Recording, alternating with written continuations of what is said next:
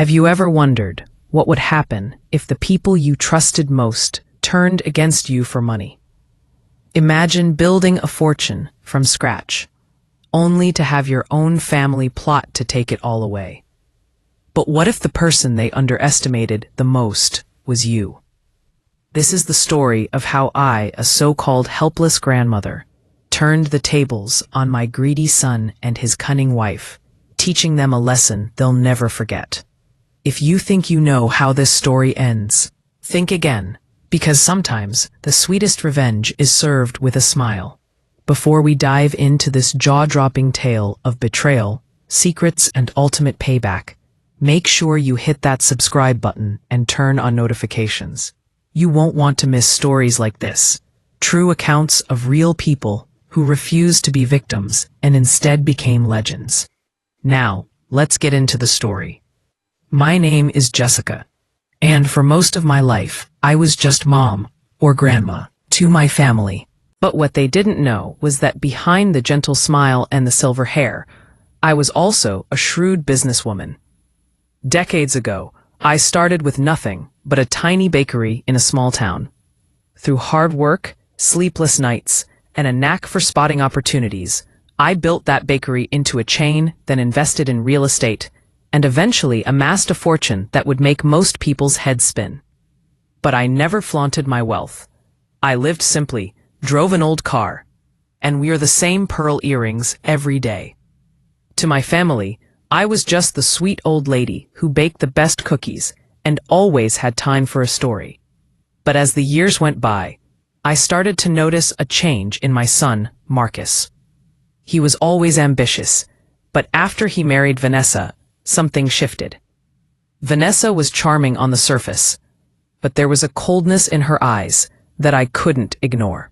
She was always asking questions about my finances, making little comments about how difficult it must be to manage everything at my age. I brushed it off at first, thinking she was just concerned, but deep down, I knew better. One rainy afternoon, I was sitting by the window, knitting a scarf for my granddaughter, when the phone rang. It was Marcus. His voice was softer than usual, almost rehearsed. "Mom," he said, "I've been thinking, you're getting older. And managing all that money must be overwhelming. Maybe it's time you let me handle things, for your own good." I could almost hear Vanessa whispering in the background, feeding him lines. I smiled to myself. They thought I was naive, that I didn't see through their act. But I'd been around long enough to know when someone was trying to pull the wool over my eyes. "Of course, dear," I replied, my voice as sweet as honey. "If you think that's best, I trust you." The relief in his voice was palpable. He probably thought he'd just won the lottery. Little did he know, the real game was just beginning. Within a week, Marcus and Vanessa arrived at my house with a stack of legal documents. They'd brought a lawyer, one of Vanessa's friends, no doubt, to make everything official. I signed the papers without hesitation, handing over what they believed was the entirety of my estate. They hugged me, thanked me, and promised to take care of everything. But as soon as the ink was dry, their true colors showed. It started with small things. They changed the locks on my house, claiming it was for security.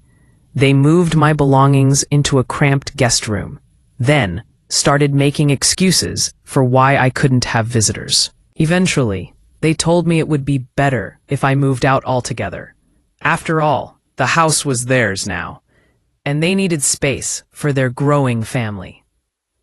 I packed my bags in silence, not letting them see the hurt in my eyes. But inside, I was already planning my next move.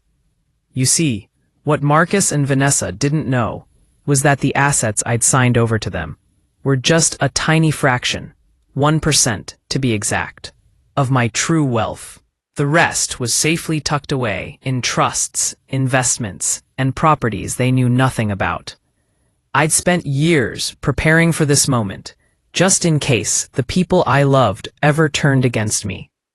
As I walked out the door, Vanessa smirked, thinking she'd finally gotten rid of the old lady who stood between her and a life of luxury.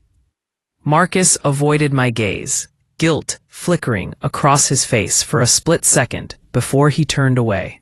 I left without a word, but in my heart, I knew this was far from over. I moved into a modest apartment across town, using a different name.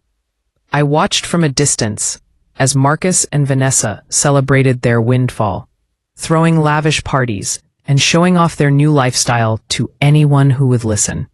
They spent money like water, convinced they were set for life. But it didn't take long for reality to catch up with them.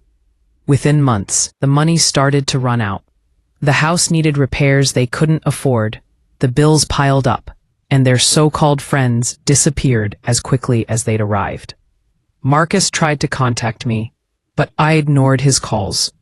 Vanessa grew desperate, even showing up at my apartment one day, begging for help. I listened to her sob story with a polite smile, then closed the door in her face.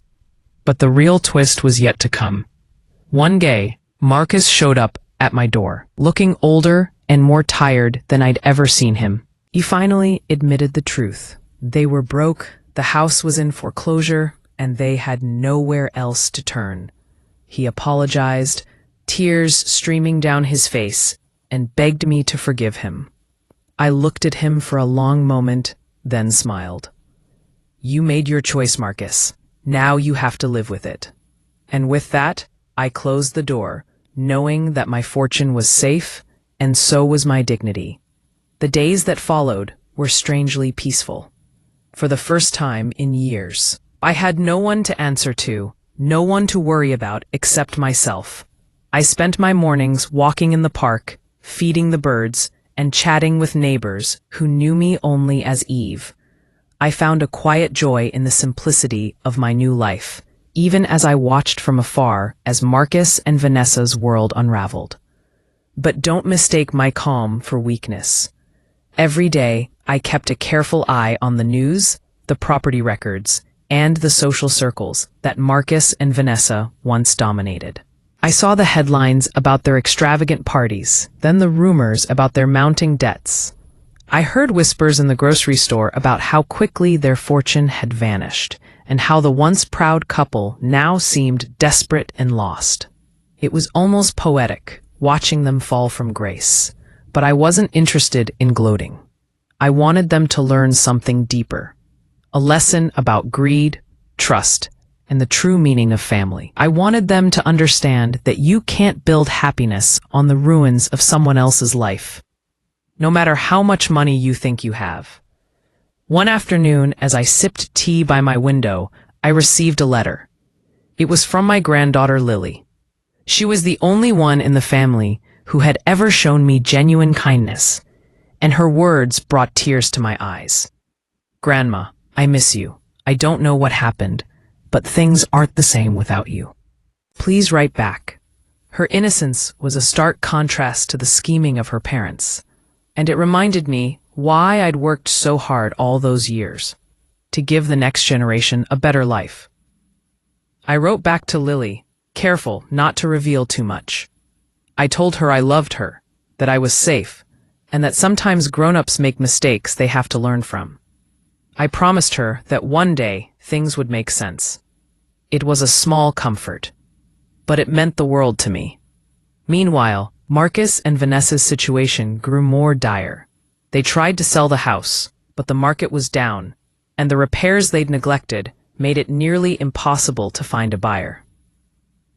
Their friends stopped returning calls, and even Vanessa's family distanced themselves, embarrassed by the scandal. The couple who once looked down on everyone now found themselves alone, isolated, and out of options. It was around this time that Marcus tried to reach out to me again. He left messages on my phone, sent letters to my old address, even tried to track me down through mutual acquaintances. Each time, I resisted the urge to respond. I knew that if I gave in too soon, the lesson wouldn't stick. They needed to feel the consequences of their actions, to understand that trust, once broken, is not so easily repaired. But I wasn't completely heartless. I made sure Lily was cared for, quietly arranging for her school fees to be paid and sending anonymous gifts on her birthday. I wanted her to know she was loved, even if her parents had lost their way. As the months passed, I began to hear rumors that Marcus and Vanessa were planning to move out of state, hoping for a fresh start. But before they could leave, the truth about my fortune began to surface. It started with a news article about a mysterious trust that had purchased several properties in the area. The trust's name was familiar to anyone who knew me well, an inside joke from my bakery days, a name only I would have chosen. Marcus saw the article and put two and two together. He realized that the fortune he'd inherited was just a drop in the bucket, and that the real wealth had been hidden in plain sight all along. He was furious, of course, but also desperate. He showed up at my apartment one last time, this time with Vanessa in tow. They looked different now, older, worn down, humbled by their experiences. Vanessa's eyes, once so cold and calculating, were now filled with regret. Marcus could barely meet my gaze. "Mom," he said, his voice trembling, "we're sorry. We made a mistake. We let greed get the best of us. Please, can we start over?" I looked at them for a long moment, weighing my options. Part of me wanted to forgive them, to welcome them back into my life. But another part of me remembered the pain they'd caused, the way they'd tossed me aside when I was no longer useful to them. "I appreciate your apology," I said finally, "but some things can't be undone. You made your choices, and now you have to live with them." Vanessa started to cry, and Marcus put his arm around her, trying to comfort her. For the first time, I saw them not as villains, but as flawed human beings, people who had let their worst instincts get the better of them. But I wasn't about to let them off the hook. Not yet. "There's one thing you should know," I continued. "The trust that owns those properties, it's not just mine. It's for Lily, and for every grandchild who comes after her. You tried to take everything for yourselves, but you forgot about the people who matter most." Marcus's face crumpled, and Vanessa looked away, ashamed. They realized, finally, that their actions had cost them not just money, but their family, their reputation, and their future. I stood up, signaling that the conversation was over. "I hope you find what you're looking for," I said quietly, "but you won't find it here." They left without another word, and I watched them go, feeling a strange mix of sadness and relief. I knew I'd done the right thing, even if it hurt. In the weeks that followed, I focused on rebuilding my life. I volunteered at the local community center, started a new book club, and even took up painting. I found joy in small things, and slowly, the pain of betrayal began to fade. But I never forgot the lesson I'd learned. That true wealth isn't measured in dollars and cents, but in the love and trust of the people around you. And sometimes, the best revenge is simply living well. As the seasons changed, so did my perspective. The bitterness that once gnawed at me began to dissolve, replaced by a quiet strength I hadn't felt in years. I realized that, in a strange way, Marcus and Vanessa's betrayal had set me free. I was no longer bound by the expectations of family, or the weight of my fortune. I could finally live on my own terms, answerable to no one but myself. But freedom, I discovered, comes with its own challenges. There were days when loneliness crept in, when I missed the laughter of family dinners and the warmth of a child's hug. I missed Lily most of all. Her bright eyes, her endless questions, the way she'd curl up beside me with a book. I wondered if she understood why I'd disappeared, if she blamed me for the chaos that had torn our family apart. One evening, as I walked through the park, I saw a little girl chasing butterflies. She reminded me so much of Lily that my heart ached. I sat on a bench, watching her play, and thought about all the things I wished I could say to my granddaughter. I wanted her to know that I hadn't abandoned her, that I was still watching over her, even from a distance. That night, I wrote Lily another letter. This time, I told her about my childhood, about the struggles I'd faced, and the dreams I'd chased. I told her that life isn't always fair, but that kindness and courage can carry you through even the darkest times. I slipped the letter into an envelope, along with a small silver locket, a family heirloom I'd worn for decades. I mailed it to her school, hoping it would find its way into her hands. Meanwhile, the trust I'd established continued to grow. The properties I'd acquired over the years were managed by a team of professionals I trusted implicitly. The income from those investments was used to fund scholarships, support local charities, and provide for Lily's future. I took comfort in knowing that, no matter what happened, she would be taken care of. But Marcus and Vanessa were not so fortunate. Their attempts to rebuild their lives were met with obstacle after obstacle. Employers were wary of their reputation, landlords refused to rent to them, and even old friends kept their distance. The story of their downfall had spread far and wide, a cautionary tale about the dangers of greed and betrayal. One day, I received a call from an old friend, Margaret, who still moved in the same social circles as Marcus and Vanessa. "Eve," she said, "I thought you should know Marcus is in trouble. He's been trying to borrow money from everyone he knows. Vanessa left him last week. She took Lily and moved in with her sister." I felt a pang of sadness, but also a sense of inevitability. Marcus had always relied on others to bail him out, never learning to stand on his own 2 feet. Now, faced with the consequences of his actions, he was finally being forced to confront the reality he'd created. A few days later, I received a letter from Marcus. It was handwritten, the words shaky and uneven. He apologized again, this time with a sincerity I hadn't seen before. He admitted that he'd been blinded by greed, that he'd let Vanessa manipulate him, and that he'd lost everything that truly mattered. He asked for nothing, no money, no second chances, just forgiveness. I sat with the letter for a long time, turning it over in my hands.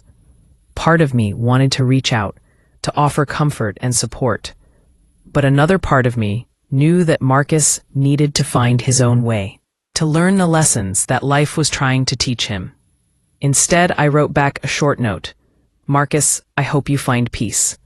Remember that true wealth is found in the heart, not the bank. Take care of yourself and take care of Lily." I mailed the letter and let go of the last remnants of anger and resentment. I knew that I couldn't change the past, but I could choose how I responded to it. I chose to move forward, to focus on the future, and to build a legacy that would outlast any betrayal. As for Vanessa, she faded from my life as quickly as she'd entered it. I heard rumors that she'd tried to contest the trust, claiming that she was entitled to a share of the fortune. But the legal documents were airtight, and her efforts were quickly dismissed. She moved away, taking Lily with her, and I lost contact with them for a time. But fate has a way of bringing people back together. One afternoon, as I was volunteering at the community center, I heard a familiar voice behind me. I turned to see Lily, now a teenager, standing in the doorway. She looked so much like her father at that age, tall, slender, with the same determined set to her jaw. "Grandma," she said, her voice trembling. I rushed to her, tears streaming down my face. We hugged for what felt like an eternity, neither of us wanting to let go. In that moment, all the pain and heartache melted away, replaced by a love that was stronger than ever. We spent the afternoon talking, catching up on lost years. Lily told me about her life with Vanessa, about the challenges she'd faced and the dreams she still held on to. She thanked me for the letters, for the locket, for never giving up on her. "I always knew you were out there," she said softly. "I always knew you loved me." I promised her that I would always be there, no matter what. And as we sat together, watching the sun set over the city, I realized that my greatest revenge wasn't in taking back my fortune or teaching Marcus and Vanessa a lesson. It was in building a future for Lily. A future filled with love, hope, and endless possibilities. The days that followed my reunion with Lily were some of the happiest I'd known in years. We fell into an easy rhythm, meeting at the community center after her classes, sharing stories over cups of cocoa, and rediscovering the bond that had always connected us. She was older now, wiser in ways that made me both proud and a little sad. Life had forced her to grow up quickly, but she still carried a spark of hope that reminded me of the little girl who once chased butterflies in the park. I could see that Lily was curious about the past, about what had really happened between her parents and me. She asked gentle questions, never pushing too hard, but I could tell she wanted answers. I decided it was time to tell her the truth, not just about the betrayal, but about the choices I'd made to protect her future. We sat together on a park bench, the autumn leaves swirling around us. I told her everything, how Marcus and Vanessa had come to me, how they'd convinced me to sign over what they thought was my entire fortune, and how they'd turned me out of my own home. I explained how I'd planned for this possibility, how I'd hidden the bulk of my wealth in a trust designed to protect her and any future grandchildren from the mistakes of the past. Lily listened quietly, her eyes wide with a mixture of shock and admiration. When I finished, she took my hand in hers and squeezed it tightly. "I'm so sorry, Grandma," she whispered. "I can't believe they did that to you." I smiled, brushing a strand of hair from her face. "It's all right, sweetheart. Sometimes people lose their way. What matters is that we learn from it and do better." She nodded, her expression thoughtful. "What happened to the trust? Is it really for me?" I nodded. "It's for you and for anyone in our family who needs it. But it's not just about money, Lily. It's about making sure you have the opportunities I never had. Education, a safe place to live, the freedom to follow your dreams. That's what I want for you." Tears welled up in her eyes and she hugged me tightly. In that moment, I knew I'd made the right choice. The money was important, yes, but it was nothing compared to the love and trust we shared. As the weeks passed, Lily became a regular part of my life. She helped me at the community center, volunteered at local charities, and even started her own project to support children in need. I watched with pride as she blossomed into a compassionate, driven young woman, someone who would never let greed or bitterness define her.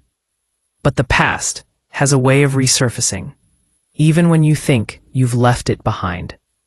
One afternoon, as Lily and I were sorting donations at the center, Marcus walked in.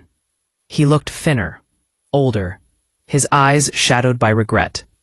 He hesitated in the doorway, unsure if he was welcome.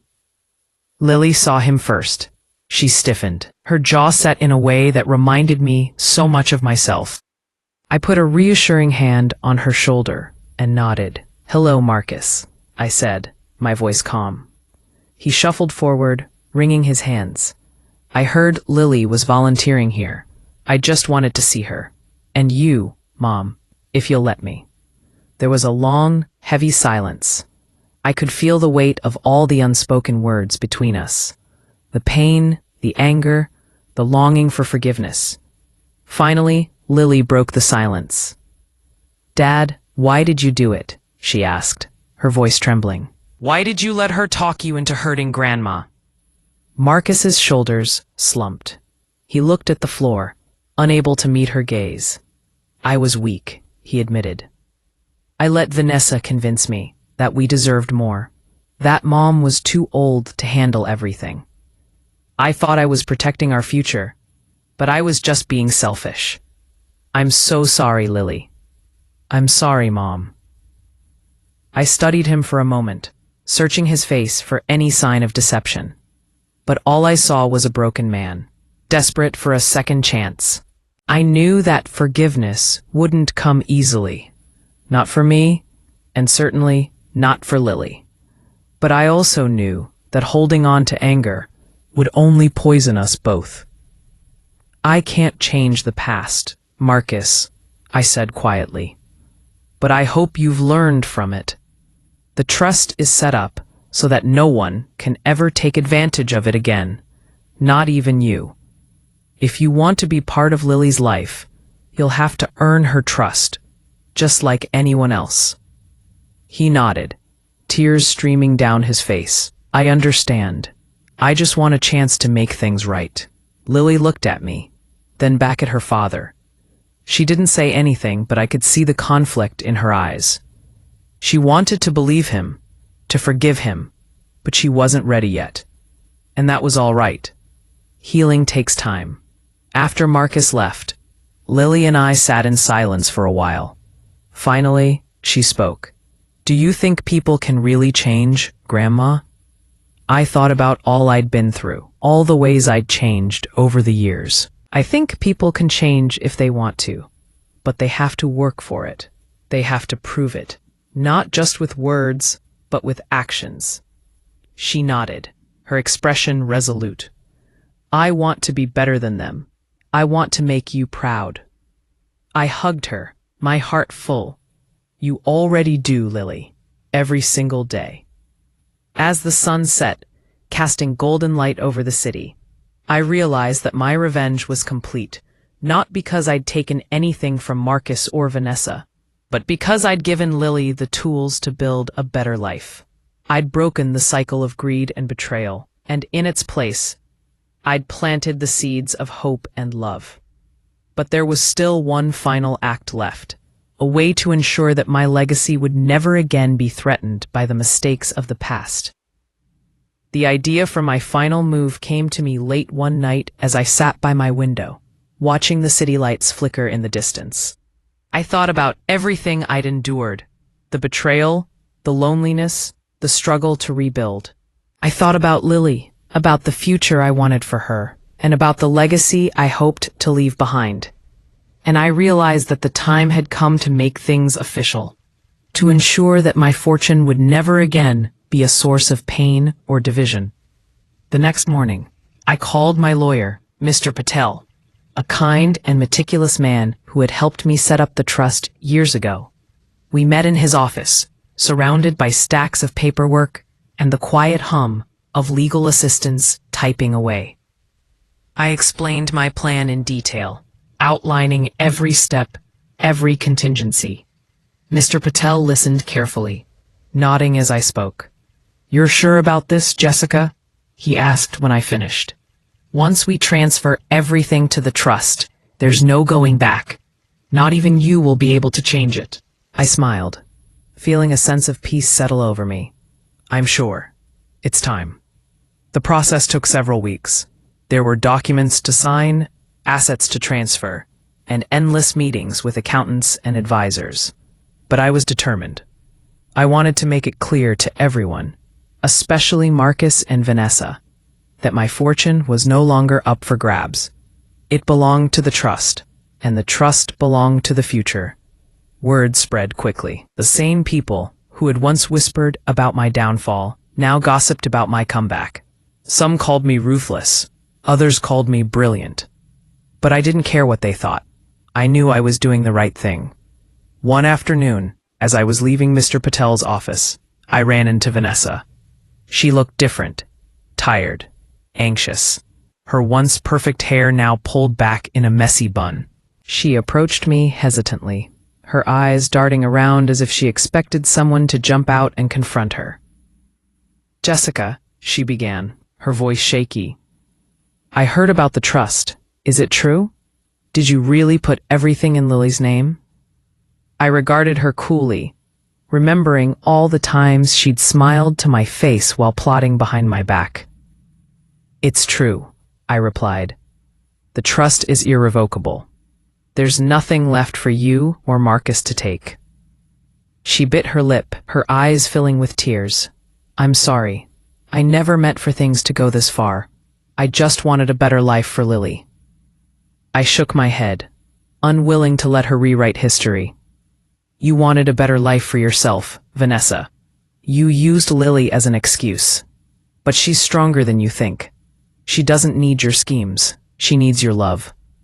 Vanessa looked away, ashamed. I know. I've lost everything. Marcus won't even speak to me anymore. Lily barely looks at me. I felt a pang of sympathy, but I refused to let it sway me. Maybe it's time you start over. Find out who you are without someone else's money. It's not too late to change, Vanessa, but you have to want it. She nodded, wiping her eyes. Thank you, Jessica, for everything. I watched her walk away, her shoulders hunched, her steps uncertain. I hoped she would find her way, but I knew it was out of my hands now. With the trust finalized, I turned my attention to the future. I met with Lily and explained everything. How the trust worked, what it meant for her, and the responsibilities that came with it. She listened intently, her eyes shining with determination. I won't let you down, Grandma, she promised. I'll use this to help others, just like you did. I hugged her, feeling a surge of pride. I know you will, Lily. That's why I chose you. As the weeks passed, I watched Lily step into her new role with grace and maturity. She continued her volunteer work, started a scholarship fund for underprivileged students, and even organized a community garden in our neighborhood. She was a natural leader, inspiring others with her kindness and vision. Meanwhile, Marcus struggled to rebuild his life. He found a job at a local hardware store, working long hours for modest pay. It wasn't glamorous, but it was honest work. Slowly, he began to earn back the trust of those around him. He attended counseling, made amends with old friends, and tried to be a better father to Lily. Our relationship remained distant but cordial. We exchanged occasional letters, sharing updates about our lives. I could see that he was trying, and I respected him for it. But I never forgot the pain he'd caused, and I never let him forget that actions have consequences. One day, Marcus asked to meet with me. We sat together in a quiet cafe, sipping tea and watching the world go by. Mom, he said, his voice steady. I know I can never undo what I did, but I want you to know that I'm grateful for the second chance you gave me. I'm proud of Lily, and I'm proud of you. I smiled, feeling a sense of closure. Thank you, Marcus. That means more to me than you know. As I walked home that evening, I reflected on everything that had happened. I realized that my greatest revenge wasn't in taking back what was mine, but in ensuring that no one could ever take it from me or from Lily again. I had turned my pain into power, my loss into legacy. And as the sun set over the city, I knew that I had finally found peace. The years rolled on, and with each passing season, the wounds of betrayal faded further into the background, replaced by the vibrant tapestry of a new life. Lily flourished, her compassion and intelligence lighting up every room she entered. The trust I'd established became a force for good in the community, funding scholarships, supporting shelters, and even helping to rebuild the old library where I'd once spent countless afternoons with a young Marcus on my lap. My name, once whispered in the context of scandal, was now spoken with respect and admiration. But the true measure of my revenge was not in the headlines or the balance sheets. It was in the quiet moments, watching Lily hand out backpacks to children on the first day of school, seeing her comfort a neighbor in need, or hearing her laugh echo through the halls of the community center. She was the living proof that love, not greed, was the legacy I would leave behind. Still, there was one final chapter to write. The trust was secure, the fortune untouchable. But I wanted to make a statement, a public declaration that would ensure no one ever tried to take advantage of my family again. I decided to host a grand event at the very estate Marcus and Vanessa had once stolen from me. The house had been reclaimed by the trust after their financial collapse, restored to its former glory, and now served as a community hub. Invitations went out to everyone in town, old friends, new neighbors, business partners, and yes, even Marcus and Vanessa. The event was billed as a celebration of community and legacy, but for me, it was something more. A chance to reclaim my story, to show the world that I was not a victim, but a survivor. The night of the event arrived, and the house was alive with music, laughter, and the clinking of glasses. Guests wandered through the gardens, admired the art on the walls, and marveled at the transformation of the once private mansion into a place of welcome and warmth. I stood at the top of the grand staircase, looking out over the crowd, my heart full. As the evening wore on, I took the stage to address the guests. The room fell silent as I began to speak. Many of you know me as Jessica, the woman who built a bakery into a business, who lived quietly for years, and who, not so long ago, lost everything. At least, that's what the rumors said.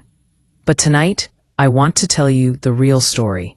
I want to talk about what it means to lose, to be betrayed, and to rise again, stronger than before. I paused, letting my words sink in. I could see Marcus and Vanessa standing at the back of the room, their faces a mixture of shame and awe. I was betrayed by those closest to me. I was cast out of my own home, left with nothing but my dignity and my wits. But what my betrayers didn't know was that I had prepared for this moment. I had built a legacy not of money, but of resilience, of hope and of love. The fortune they thought they'd stolen was only a fraction of what I had built. The real treasure was never in the bank. It was in the lives I touched, the community I helped create, and the family I refused to give up on. The audience erupted in applause, but I wasn't finished. Tonight, I am proud to announce that this estate, and everything it represents, now belongs to the community. The trust will continue to fund projects that lift up those in need, that give children like my granddaughter Lily the chance to dream, to learn, and to lead. No one, no matter how cunning or greedy, will ever be able to take that away. I looked directly at Marcus and Vanessa, my gaze unwavering. And to those who once tried to take everything from me, I say this. You taught me the value of trust, the importance of planning, and the power of forgiveness. But you also taught me that some doors, once closed, should stay closed. I wish you well, but you are no longer part of this legacy. The future belongs to those who cherish it, not those who try to steal it." End quote. The applause was thunderous, but I barely heard it. I felt a weight lift from my shoulders, a sense of closure I hadn't known I needed. Marcus and Vanessa slipped out quietly, their heads bowed, finally understanding the magnitude of what they had lost, not just money, but the chance to be part of something greater than themselves. After the event, Lily found me in the garden, her eyes shining with pride. "You did it, Grandma," she said, hugging me tightly. "You turned everything they did into something beautiful."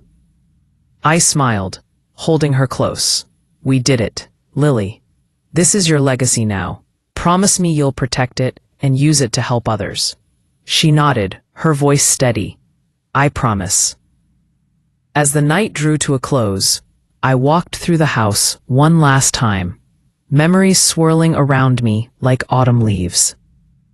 I thought of the little girl who had dreamed of a better life, The young mother who had struggled to make ends meet, the grandmother who had been betrayed, and the woman who had risen from the ashes, stronger than ever. My revenge was complete, not in anger or retribution, but in the creation of something lasting and good. I had outsmarted those who sought to destroy me, not by fighting fire with fire, but by building a legacy that would endure long after I was gone. And as I stepped out into the cool night air, the stars shining above, I knew that I had finally won. Not just for myself, but for Lily, for the community, and for every person who had ever been underestimated, overlooked, or betrayed. This was my story. This was my revenge. And it was, in the end, the sweetest victory of all. The years rolled on, and with each passing season, the wounds of betrayal faded further into the background. Replaced by the vibrant tapestry of a new life, Lily flourished, her compassion and intelligence lighting up every room she entered.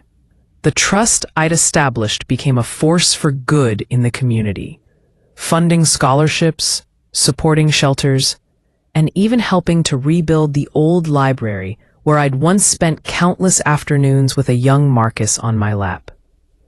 My name, once whispered in the context of scandal, was now spoken with respect and admiration.